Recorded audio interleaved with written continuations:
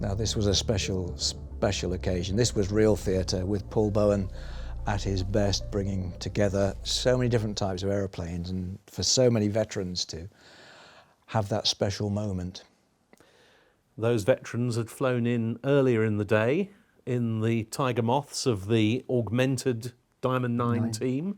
That's right. But then for the finale, well, what can you say? This huge assembly of multinational fast jets from Allied and former Axis nations on the runway and helicopters above. It was interesting because to get the approval to do this, it's strange, it was more difficult to get approval to put aeroplanes sitting on a runway than it was to fly them quite often, because how do you justify it? But Paul's vision was, yes, the aeroplanes lined up all facing the crowd with their lights on, and then helicopters lined up behind them, and then over the top flying missing men formations and various formations. And interestingly, I spoke to one of the helicopter pilots not long ago who said that it was horrendous from their point of view. We hadn't allowed for the fact that all those exhaust fumes from the aeroplanes on the runway were going up straight into their air conditioning systems and the like, and making it very difficult to concentrate. And then having a B-1 fly past with all the turbulence that gave, it was challenging, he said. The other element of this was the commentary. Yes. Sean Maffett had prepared a special script for Peter Donaldson to read, the Radio 4 announcer. And that really added something to it. Yeah. It was a very, very moving moment. There are the veterans who'd flown in the Tiger Moths. And those helicopters were hovering for a long time in those exhaust fumes. They were. What a spectacle, what a cacophony of noise there was on the ground as well. Yes. With the on-crowd wind as well. And yes, that's right, wasn't it? So very challenging. And then there was that finale bit, which I think we come to in a minute. Oh, that's an interesting shot from the air. Yes, there are some very interesting perspectives on these fly-pasts. Someone wasn't impressed. Ah, Nimrod, that's a useful thing for a Nimrod. Lie down on it and sunbathe. But Sean got the tone with Peter Donaldson's words, or putting his words over, got the tone right, and it became a very, very powerful moment of any air show I've ever been to. It's really quite something, and appropriate. Yes, because the 1995 show had been designated, hadn't it, by the government as the official Victory air show. That's right. Health and safety, all those people on the wing. What's the wing of? What was that? Not sure. And of course, those who had to stand on ceremony in their #1 uniforms in that heat, it must have been hell. You see these things and they look wonderful, but then you actually realise what goes on behind the scenes to make it happen. And the volunteers were really working their butts off to make this come together so effectively. Yes, the Tiger Moths. Yep, and the good old IAT logo there, back to front maybe, but.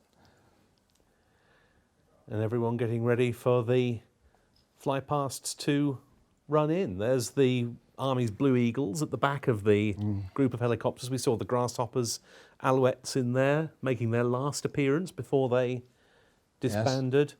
And it was the last time we had 4 Gazelles from the Royal Navy in the flying display. Resurrection of the Sharks. The Sharks, it was, yeah, that's right, Resurrection, yes. And some other very interesting helicopters. But then came the Tigers from the Diamond 9 in from Rencombe. Don't know whether it was Charlie Shea Simmons or Ken Whitehead leading them at this time. I think it was Ken. I think it was Ken. Yeah. Yes.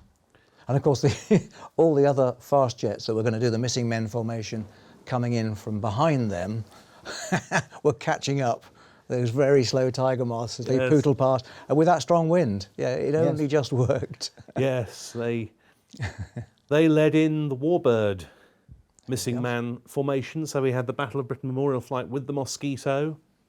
Last time for the Mosquito at the Air Tattoo. Was lost the following year. I mean, I credited the volunteers just now, but the airmen and women that were flying these aeroplanes to make it happen on time. There's the missing man pull-up. So appropriate. There were lots of... Now, how did Sean Maffett coin it? Tears, beery tears down wrinkled faces or whatever it was, leathery faces. There's the Sentinel, US Sally B, contingent the with fighter collection. P-38 Mustang and P-47. The Mustang pulling up for the missing man salute. And also to join the Spitfire and another aircraft for the final act. And then came the Hawks The Reds, 2 of the Reds, yes. and the German Oh, sorry, they- Tornadoes.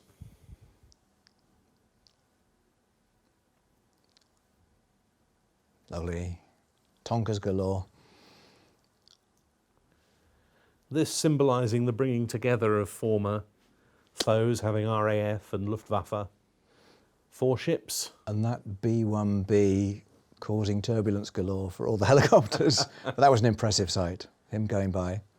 And this illustrates how dependent we were on Boscombe Down, Rise Norton, Rise Norton, yep. in terms of the air traffic control and accommodating the aircraft. That's right. Then that sequence of the Reds, 2 of them pulling up, making the V, and the historics going through, and then the Reds coming through. Yeah, it's just incredible that, Yeah. with the V of helicopters. That was a challenging moment as well, having talked to a couple of the crews afterwards. But it worked. It worked. And then you had to recover it all. Yep. Oh, there was a minute's silence, wasn't there, first? And the showground did go quiet, which I found incredible. When you think of all the different things going in that show, on in that showground, and yet we managed to get quiet. With Donaldson winding it all up beautifully.